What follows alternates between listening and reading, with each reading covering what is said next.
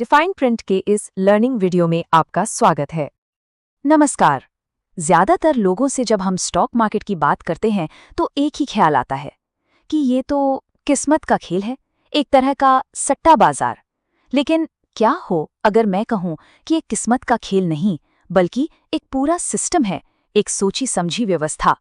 आज हम इसी रहस्य से पर्दा उठाने वाले हैं। और देखिए, इसे समझने के लिए हमें कोई रॉकेट साइंस या मुश्किल थ्योरी नहीं चाहिए। हम चलेंगे अपनी जानी पहचानी सब्जी मंडी में। जी हाँ, वही मंडी जहाँ से हम रोज की सब्जियां लाते हैं। आपको यकीन नहीं होगा, पर ये एक साधारण सा उदाहरण स्टॉक मार्केट के बड़े बड़े राज खोलकर रख देगा। तो आखिर ये बाजार का बड़ा राज है क्या? देखिए, राज ये है कि मार्केट में जो हमें शोरगुल और अफरा तफरी दिखाई देती है ना, उसके पीछे एक सिस्टम काम कर रहा होता है। कई छोटे ट्रेडर्स को यही लगता है कि सब कुछ रैंडम है, और इसी उलझन में वो अक्सर अपना नुकसान कर बैठते हैं। इस पूरी कहानी का जो मेन कैरेक्टर है वो है बड़ा व्यापारी।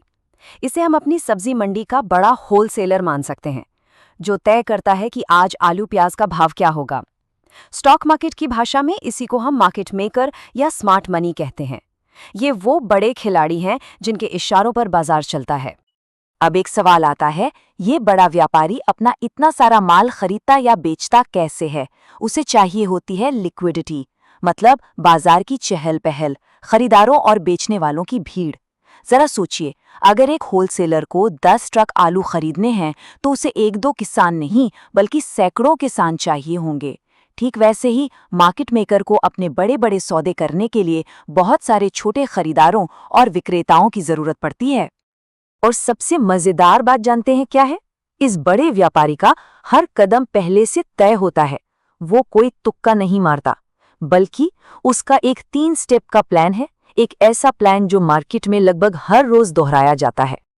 ये प्लान है एक्यूमुलेशन, मैनिपुलेशन और डिस्ट्रीब्यूशन। शॉर्ट में कहें तो AMD साइकिल। पहला स्टेप एक्यूमुलेशन।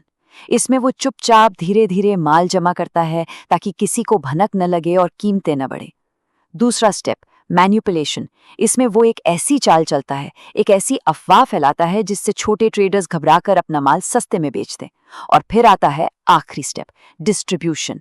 जब सब लोग गलत दिशा में फंस चुके होते हैं तब वो अपना सारा माल ऊंचे दामों पर बेचकर मोटा मुनाफा कमाता है। चलिए इसे अपनी मंडी की कहानी से जोड़कर देखते हैं। एक्यूमुलेशन यानी एकत्रीकरण, ये वो समय है जब होलसेलर सुबह सुबह चुपचाप किसानों से माल खरीद रहा है। मैनिपुलेशन यानी चालाकी, अब वो मंडी में अफवाह फैला देता है कि बाहर से बहुत माल आ गया है, भाव गिरने वाला है। बेचारे छोटे किसान डरकर उसे सस्ते में माल बेच देते हैं। और आखिर में डिस्ट्रीब्यूशन यानी वितरण, जब वो उसी माल को शहर के छोटे दुकानदारों को ऊंचे दाम पर बेचकर सारा मुनाफा अपनी जेब में डाल लेता है।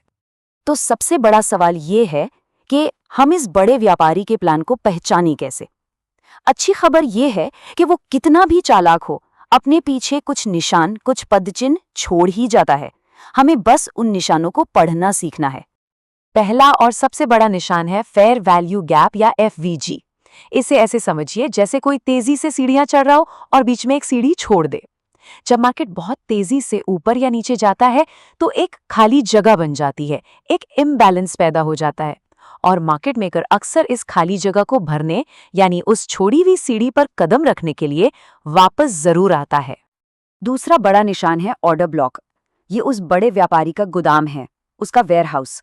मतलब ये वो प्राइस लेवल है जहां उसने अपना माल जमा किया था, जहां उसने अपने बड़े ऑर्डर्स लगाए थे। तो जब भी कीमत वापस इस गोदाम के पास आती है तो बहुत हाई प्रोबेबिलिटी है कि वो व्यापारी अपने माल की कीमत बचाने के लिए, अपने गोदाम को बचाने के लिए जरूर एक्शन लेगा। तो ये FVG और ऑर्डर ब्लॉक जैसे निशान हमें साफ साफ बताते हैं कि ये पूरी कहानी एक लॉजिक पर, एक सिस्टम पर चल रही है। ये कोई अंधा सट्टा नहीं है। और इसी लॉजिक को ऋषि नारंग जैसे बड़े बड़े एक्सपर्ट्स एक सिस्टम का नाम देते हैं। देखिए, बड़े खिलाड़ी अपनी गट फीलिंग या अंदाजे पर ट्रेड नहीं करते, वो एक ब्लैक बॉक्स का इस्तेमाल करते हैं। ये ब्लैक बॉक्स कुछ और नहीं बल्कि सख्त नियमों और एल्गोरिदम्स का एक सेट होता है। उनका हर फैसला एक सिस्टम का हिस्सा है, और क्योंकि ये एक सिस्टम है इसलिए इसे समझा जा सकता है, इसे पढ़ा जा सकता है। तो हम भी अपना एक मिनी ब्लैक बॉक्स बना सकते हैं। कोई भी ट्रेड लेने से पहले खुद से बस 3 आसान सवाल पूछने हैं।